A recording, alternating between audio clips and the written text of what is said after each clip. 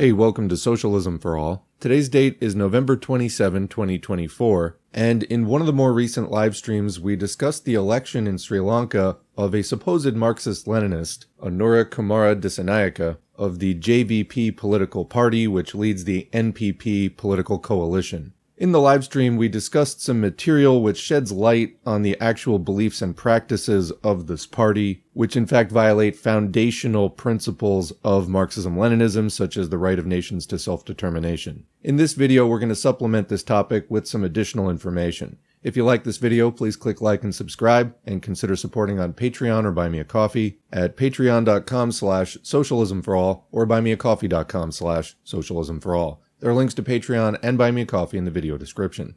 So the first piece of supplementary information that I'd like to highlight is a video titled Sri Lankan Friend and I Talk Sri Lankan Elections from the ArunAnnow channel. I haven't watched this channel extensively, but from what I've seen, the guy seems to be a pretty level-headed streamer who is knowledgeable about politics of that region. As you can see in the thumbnail for the video, it prominently says JVP are not communists, and we came to that conclusion for similar reasons, prominently the racism, the religious chauvinism. Those things are really non-negotiable in Marxism-Leninism. Then beyond that, they use as their model, when you ask them what is socialism, what are you trying to build, they hold up Vietnam and China as their models. And they talk in interviews a lot about social market economies such as the USSR and USA had in the mid-20th century. Now, I don't think that the mid-20th century USSR and USA had anything like the same kind of economy, but it sounds like they're basically talking about social democracy. In other words, some kind of regulated capitalism with some poverty alleviation or redistribution programs, which again does not describe the USSR. And as regards modern China and Vietnam,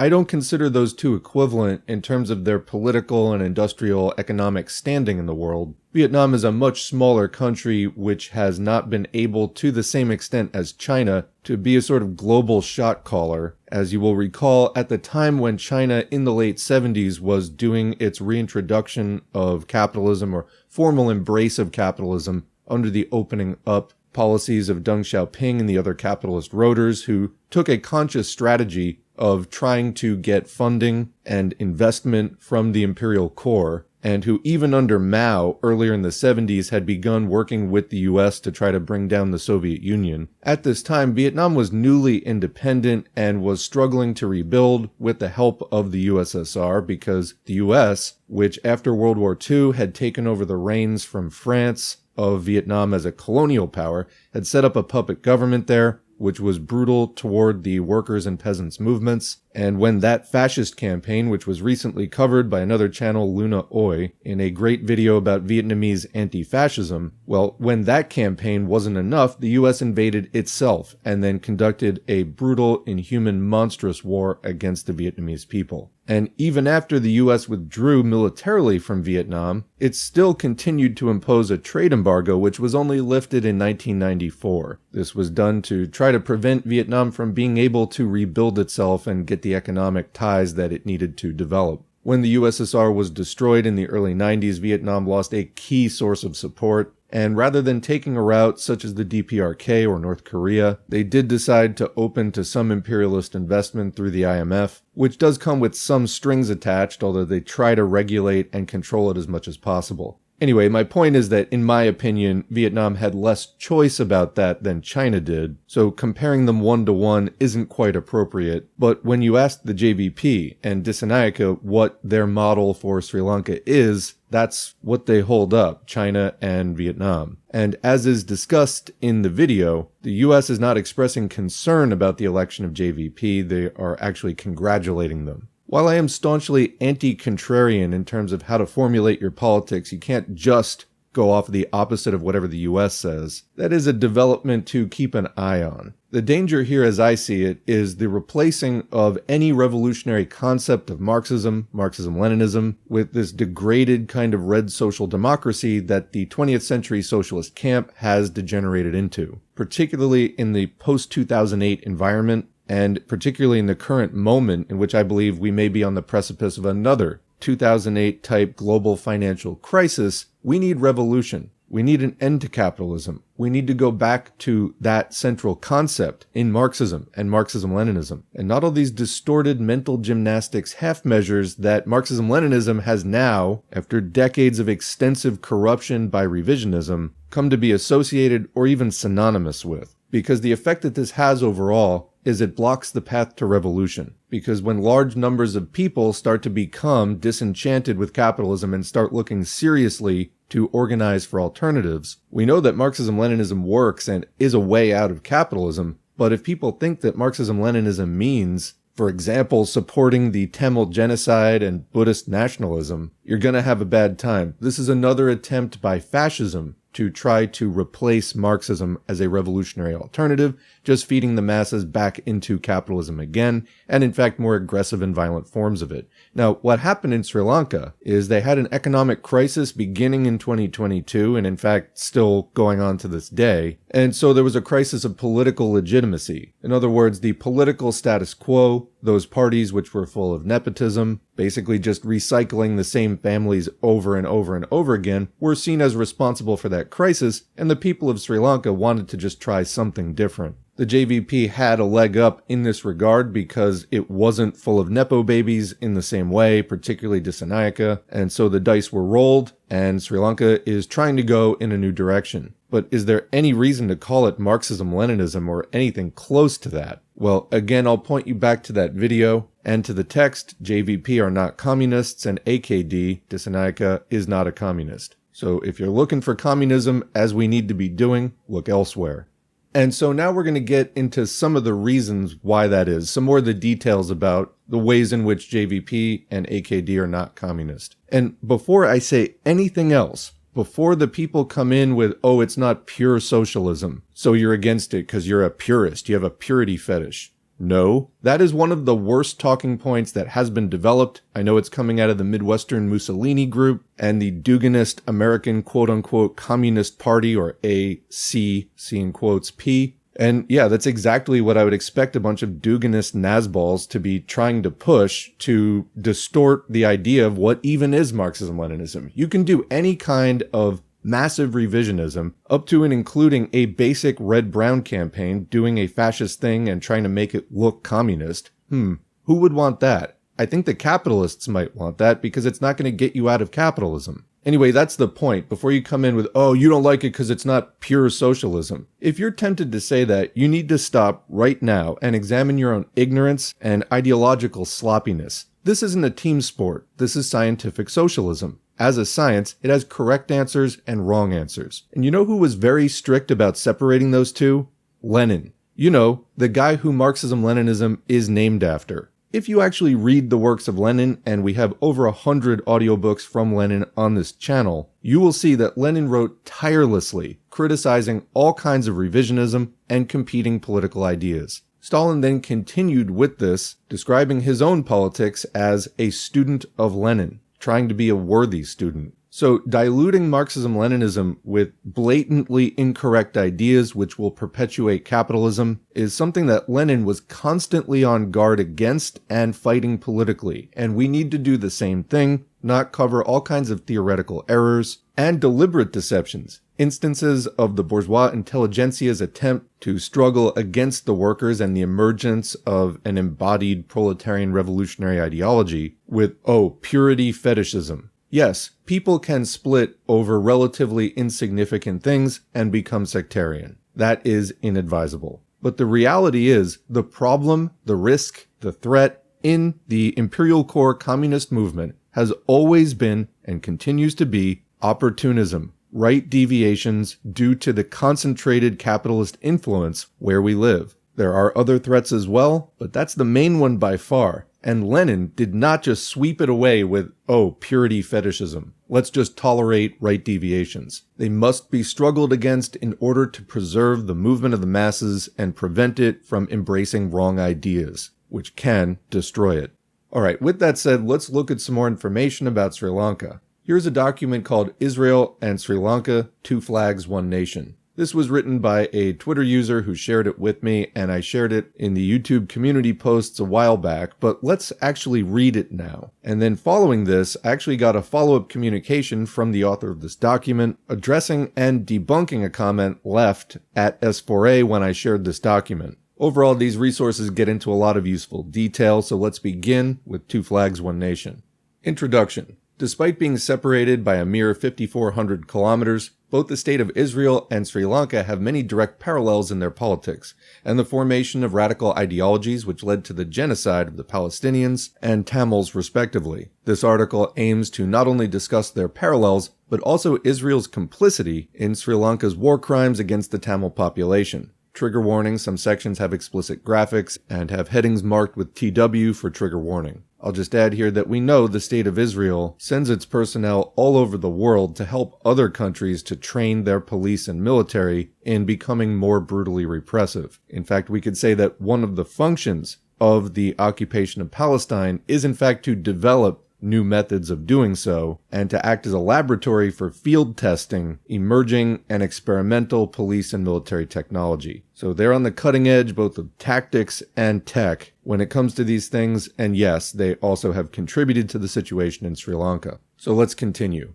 The rise of two ideologies. The ideologies of Zionism and Sinhalese Buddhist nationalism, which I will abbreviate to SBN, both have similar intentions and most importantly similar formations. Zionism is the belief that Jews have the right to return to the land of Judea, aka Palestine. This ideology also believes that Jews are the God's chosen people to Israel. This rhetoric was used by the Israeli regime, which amounted in several genocidal acts against the Palestinian population from the 1948 Nakba, or catastrophe, all the way to the 2023-2024 Gaza bombardment. A major figure in Zionism was Theodor Herzl. He was a Hungarian Jewish journalist that revived the Zionist movement. On a similar note, Sinhalese Buddhist nationalism is the ideology that Sinhalese Buddhists are God's chosen people to the island of Sri Lanka. This rhetoric originates from the text, the Mahamvasa, which was an ancient piece of literature that was written by a Sinhalese Buddhist monk in the 5th century CE. This text was translated by the British from Pali into English, then into Sinhala. The ideologies of SBN were utilized by the Sri Lankan Buddhist chauvinist government in order to segregate Christians, Hindus, and Muslims. This ideology oversaw many anti-Tamil pogroms which started in the 1950s all the way to today, where settler colonialism and heavy militarization are heavily present in Tamil-dominated areas. A key figure in Sinhalese Buddhist nationalism was the writer Anagarika Dharmapala. He had the firm belief that anyone who was not Sinhala Buddhist were infiltrators that threatened Buddhism. More importantly, both these ideologies were strengthened and radicalized as a response to British colonialism. Here's an extract from Dharmapala's speech on Sinhalese Buddhists being the supreme race. Quote, "This bright, beautiful island was made into a paradise by the Aryan Sinhalese before its destruction was brought about by the barbaric Vandals. Its people did not know irreligion. Christianity and polytheism, i.e. Hinduism, are responsible for the vulgar practices of killing animals, stealing, licentiousness, lying, and drunkenness. The ancient, historic, refined people, under the diabolism of vicious paganism introduced by the British administrators, are now declining slowly away." Unquote. Israeli complicity in the Tamil genocide. The Israeli state not only has the blood of Palestinians on their hands, but also the blood of Tamils. Ever since the 1950s, the Israeli regime has been assisting the Sri Lankan state in engaging with settler colonialism by mass displacing its Tamil population. An example of this includes the Mahaweli project. This project, which was initiated by Sirimavo Bandaranaike in 1961, included building irrigation systems and engineering better flooding systems around the Mahaweli River. However, this project, which is still ongoing, has been targeted specifically around Tamil majority areas, which as a result led to the displacement of the Tamil people. Despite this major drawback of the project, Israel has been a staunch funder of the program. During the war, where the government of Sri Lanka mass-shelled Tamil areas and committed acts of genocide against Tamil civilians in the name of, quote, fighting terrorism, Israel remained a staunch ally of Sri Lanka, which included supplying weapons, supplying aid, military training, and on-the-ground operations in Sri Lanka. In the 1980s, both Israel and the UK helped the Sri Lankan military create a brutal commando force known as the Special Task Force, or STF. This brigade went on to commit heinous war crimes against Tamil civilians throughout the war period, up until 2009. This included summary executions, mass murder, rape, and so on. The SLA purchased many Israeli boats and aircrafts, such as the Kafir jet, which was used in the 2006 centralized school bombings, killing 61 school children. Throughout the war and to this day, Israel has remained as one of Sri Lanka's strongest allies in terms of military financing and training. Israel was majorly complicit in the 2009 Malaiva-called genocide, which murdered 150,000 Tamil civilians.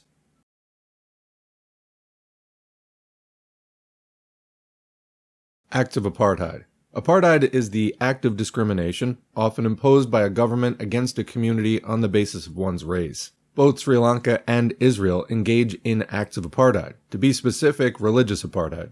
Religious institutions, both in Palestine and Elam, are heavily militarized by the Israeli Defense Forces and Sri Lankan Army, particularly during religious festivals such as Eid in Palestine or Mahashivaratri in northeast Sri Lanka, Elam. Oftentimes, security forces prevent worshippers from entering both Al-Aqsa Mosque, Jerusalem, and Hindu temples around the northeast. In 2021, the Israeli Offensive Forces launched an operation where they raided the Al-Aqsa Mosque due to Hamas potentially hiding there. This operation prevented Palestinian Muslims from doing their Friday prayers in peace. During the month of Mahashivaratri, a festival that honors Lord Shiva, the Sri Lankan military in the Tamil-dominated areas, particularly Jaffna, has also been noted to prevent Tamil civilians from worshipping inside the temple. This occurs every year, and the northeast of Sri Lanka is one of the most militarized areas in the world, with a 1:6 armed personnel to civilian ratio, meaning that for every 6 civilians, there's 1 soldier.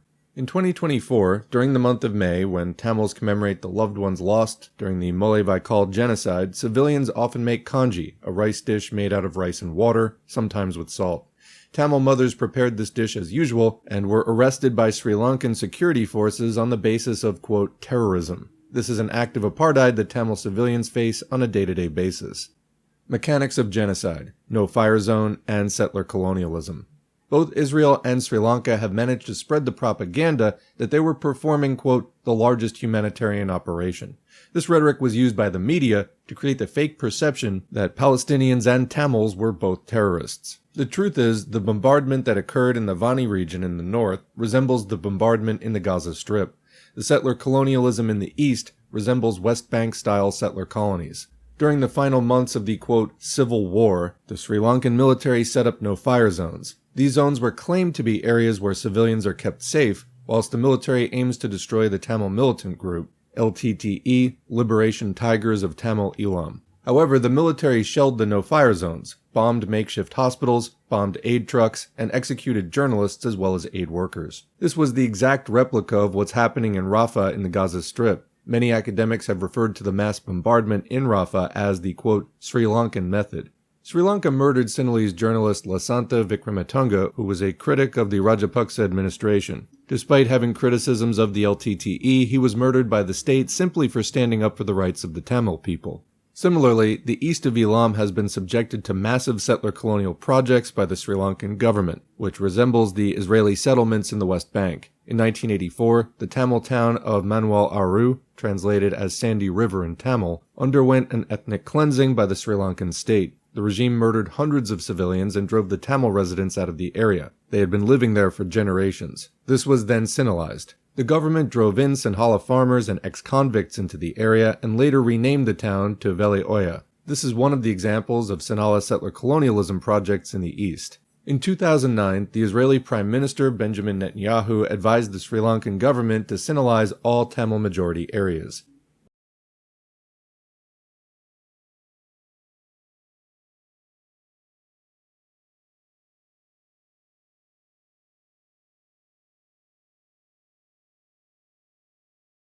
Mossad has been complicit in settler colonial schemes in Sri Lanka since the 1950s, by helping Sinhalese settlers displace Tamil civilians in hopes of living there. And there's a picture of Mahinda Rajapaksa, the Netanyahu of South Asia, shaking hands with Benjamin Netanyahu himself. Trigger warning. Rape as a tactic of, quote, warfare. Both the Israeli Defense Force and the Sri Lankan Armed Forces have used the tactic of rape on civilians. Recently in occupied Palestine, there were protests against an IDF soldier who was convicted of raping a Palestinian civilian. This protest was in hopes that the convicted soldier would be released from prison. The This further amplifies the depravity of the Israeli society. Sri Lankan military frequently used the tactic of rape on Tamil civilians as well. The tactic was used so extensively to the point that there is a Wikipedia page dedicated to all the sexual violence committed against Tamil civilians from the 1950s to today. The Sri Lankan military went on to commit these heinous war crimes against civilians in Haiti during a UN peacekeeping operation in 2007. SLA soldiers raped Haitian children as young as 7 in vans. Sri Lankan society as a majority refused to condemn this act of horror. This just shows that both Israel and Sri Lanka are also complicit in international war crimes. Neither of them have been tried by the ICJ.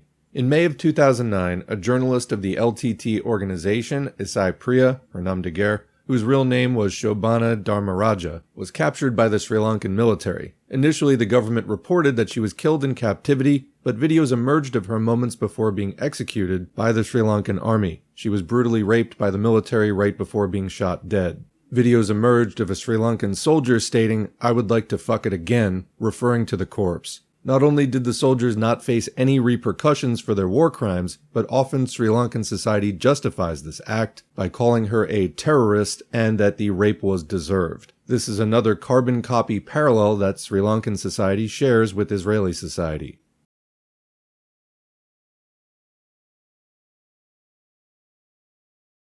Trigger warning: openly genocidal statements from officials of the Knesset and the government of Sri Lanka.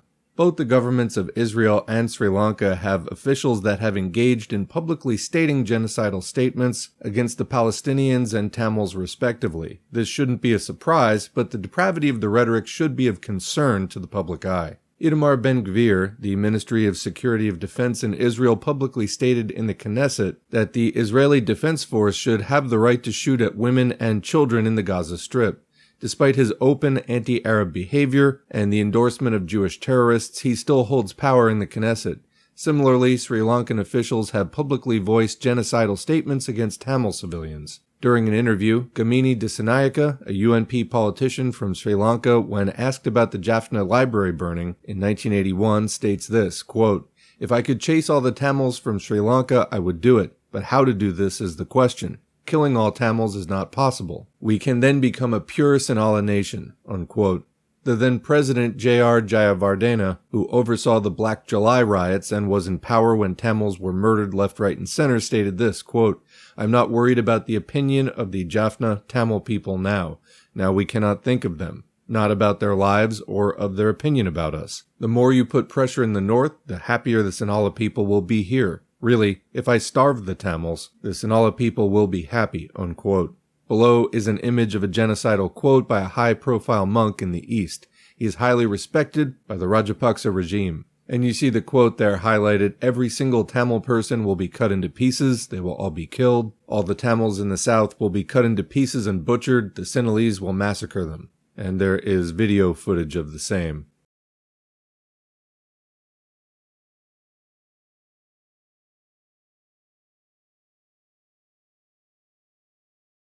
Trigger warning: Israeli and Sri Lankan society.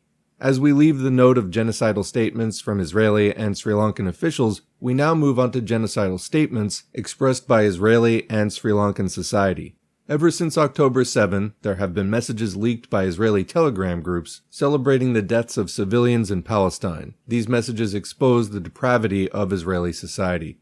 The Sri Lankan society have also shared these common inhumane sentiments. Many celebrate the rapes and murders of Tamils throughout the inception of the Sri Lankan state, and in particular during the final months of 2009.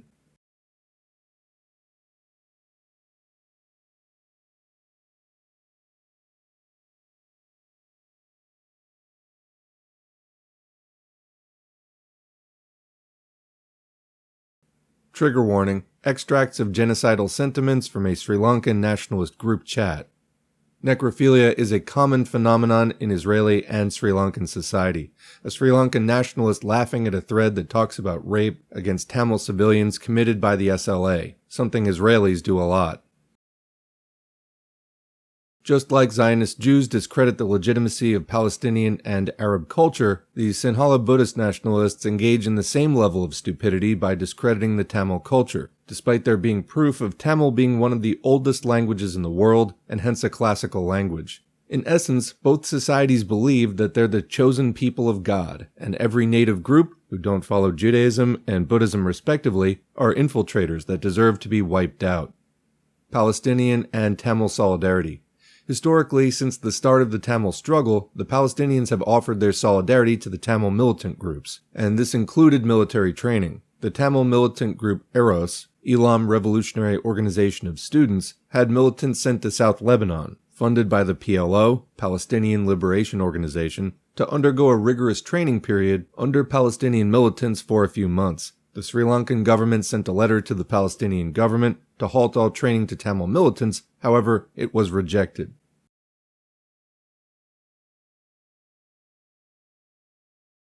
In conclusion, overall it's very fair to say that Sri Lanka is the Israel of South Asia. Both engage in apartheid, both engage in state terrorism, both use the idea of no-fire zones in an attempt to eradicate a population, both engage in settler colonial schemes, both follow the idea of God's chosen people. Most importantly, both countries remain strong allies, and to this day, Sri Lanka purchases weapons from Israel despite the war being over. Sri Lanka also sent many of its citizens to go work in Israel to replace the Palestinians. This occurred in 2023 after Israel's bombardment on Gaza on October 8. In essence, one could say that Mullavaikal was the testing ground for the genocide in Gaza that's happening right now.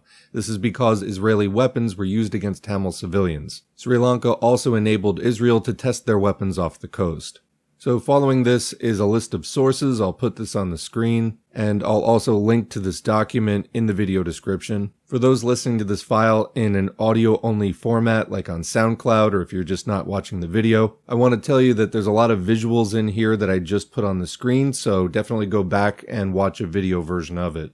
Okay, so now we come to the comment of lies. This person, again, posted at Socialism for All in response to this document, and they write, "I'm a Marxist-Leninist. First, I would like to address the document equating Sinhala Buddhist nationalism with Zionism. Sinhala Buddhist nationalism is a terrible ideology, but I don't think equating both of these is really honest." I put this comment on the screen. You can read it. I'm not going to take the time to read the whole thing out right now. But I do want to go back to another document by the original author, which they just titled Debunking This Comment of Lies. And they had to say this: "I would like to thank this commenter for reading the document. You have given me the will to finally interact with the people who are reading the document, but it seems that you have zero understanding of what you're talking about because your points are either factually incorrect or have zero substance. So let's go piece by piece and discuss it. First, quote, Sinhalese Buddhist nationalism shouldn't be equated with Zionism. Response: both ideologies revolve around one religion and ethnic group being chosen over the other, and as a result, have caused many pogroms and killings of other indigenous ethnic groups. So yes, this connection is a valid point to be made.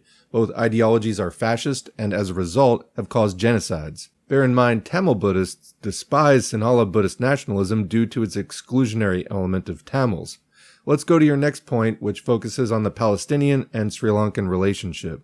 Recognizing the state of Palestine doesn't really mean anything when Sri Lanka also recognizes the state of Israel. This logic is especially flawed when we look at India. India was the first non-Arab country to recognize the sovereignty of Palestine. Yet today, India remains the biggest ally of Israel, or at least we could say a major ally of Israel, and both work together to commit genocide in Kashmir. So your whole point of recognizing Palestinian sovereignty holds zero substance. Azerbaijan also recognizes a Palestinian statehood, yet look at who is helping them in the current genocide in Artsakh. I'll let you answer that. Again, according to your poor logic, most countries are incapable of genocide because they support Palestine. This is what you have implied. Another quote, the countries Sri Lanka got help from were Iran, Pakistan, and Russia, and all of these countries and their governments are anti-Zionist. You, my friend, have zero understanding of geopolitics, but why am I not surprised? The countries you mentioned aren't anti-Zionist because they find Zionism as an ideology as flawed. They oppose it because it conflates with their religious constitution and geopolitics game. As for Iran and Pakistan, they oppose the Zionist entity in order to maintain their Islamic constitution. You can't really call these nations as pro-Palestinian. Iran is the most basic anti-Arab nation and is currently in a proxy war with Saudi Arabia. This is why they arm the Houthis, who are fighting a genocide perpetrated by Saudi Arabia. Iran wants full control over the Middle East, and as a result, Israel remains the biggest threat as it shares the same goal. Bear in mind, both Israel and Iran are the only nuclear-powered countries in the region. In order to escape this trap, Iran arms its other proxies, Hezbollah and Hamas, which operate in Lebanon and Palestine. Pakistan is anti-Zionist on paper because it needs to maintain relations with the Islamic world. Pakistan cannot be deemed pro-Palestinian because they helped Jordan bomb the West Bank during Black September under the rule of Zia-ul-Haq. Pakistan is also a colonial apartheid nation which suppresses its Balochi, Saraiki, and Kashmiri people. Pakistan also remains an ally of the United States, so you cannot call it anti-imperial. Pakistan, despite not recognizing Israel, still performs secret deals with Israel, such as purchasing weapons. Calling Russia a pro-Palestinian anti-Zionist country is the biggest joke. Israel has a high amount of Russian citizens living there. The reason why Russia opposes Israel is simply because of geopolitics. Israel remains a staunch ally of the United States and the West, which is a huge threat to Russia due to the ongoing Russia-Ukraine war. As a result, Russia opposes Israel and hence moved its relations closer to Palestine. Don't forget, Russia is complicit in the bombing of Syrian civilians. You need to understand that these countries don't oppose Zionism because they find the ideology flawed. It's to maintain their agenda. Now, let's relate this back to Sri Lanka. The reason Iran and Russia support Sri Lanka is simply because of the island's strategic location in South Asia. It is also because of the Trincomalee port, which was under the control of the LTTE. Again, if these countries truly supported Sri Lanka, ask yourself why they didn't recognize the LTTE as a terrorist outfit when the Western world did. Pakistan helped Sri Lanka significantly because of the reasons above. Plus, Sri Lanka was the only South Asian country to assist with the 1971 Bengali genocide, which murdered over 3 million Bengali civilians. Your next point on framing rape exclusively to the IDF and SLA. Both Israel and Sri Lanka started using sexual violence against the Palestinians and Tamils respectively since its inception, both in 1948, and continue to do so to this very day. So then there's an image of text on the screen which describes some of the very graphic things that happen in this regard. This was in 2021, way post-LTTE, and still continues. All in all, both nations heavily use this method. Don't deny it. It's in your government's playbook. You're just finding a way to excuse rape, which is objectively the worst crime in a war. Bear in mind, LTTE was renowned for not using rape. Your next point on settler colonialism. No matter what angle and what math you do to try to deflect from this, it is settler colonialism. When you forcibly remove an indigenous group from an area where they've lived for generations and replace it with settlers, it is settler colonialism. Sri Lanka literally calls it the settler colonial scheme. And guess who helped your government with that from the 1950s? Israel. I've addressed this in my original document. Tamils have inhabited the eastern coast for centuries and have the right to remain there. Violating this right and forcibly replacing them with settlers is settler colonialism. Your next point on LTTE. I condemn the LTTE for the atrocities they have committed against civilians. I stand on the firm belief that all innocent lives matter, and as a result, the LTTE has breached this code for me. However, the government of Sri Lanka has done significantly worse, and has been doing so for the last 7.5 decades. Your point on Moors. The division between Tamils and Moors is solely because of the Sri Lankan government. The government used the two groups to commit massacres against each other, from the Home Guard attacks on Tamil Telugu civilians all the way to the LTTE massacre in Katankudi and Muslim expulsion from Jaffna. Again, we see Israel do this with Palestinians and Lebanese Maronite Christians. So you, my friend, just connected SL and Israel for me. Your next point on Israel playing double games. No, this is false. Israel never supported the Tamil militants. This claim came from an ex-Mossad agent's book, and it was quickly debunked even by the government of Sri Lanka itself. You very well should know this. Israel has consistently supported the Sri Lankan government, whilst Tamil militants were trained in South Lebanon by PLO and PFLP. Now let's take a look at your sources. Your first source, this is incredibly invalid. The Tamils who support Israel are a tiny minority. If you take a look at my document, I even posted a video of Sinhala Buddhist monks supporting Israel. So according to you, all Sinhalese are Zionists? Most Tamils are pro-Palestinian because guess what? Our struggles are similar. Your second source, I already debunked, so no comment there. The third source only outlines similarities in terms of funding, not ideology, so you're incorrect again. Fourth source debunked. And all in all, you have no understanding on how countries form relations. And that is the end of that document. I just want to add, I personally don't know the person who wrote these documents well, so I can't vouch for them in that sense. I'm also not an expert on this topic independently. However, the documents do seem to be well sourced, and I thought that they were worth sharing. Finally, I want to close with a supplementary article from the Tamil Guardian. The headline, dated November 25, 2024, is Sri Lankan President Appoints Accused War Criminal as Deputy Defense Minister. The article reads, Sri Lanka's President, Anura Dissanayake, has appointed retired General ArunAnnow as Deputy Defense Minister, a man who oversaw Sri Lankan troops as they raped minors in Haiti and was a platoon commander as the state crushed an insurgency led by Dissanayake's party, the JVP.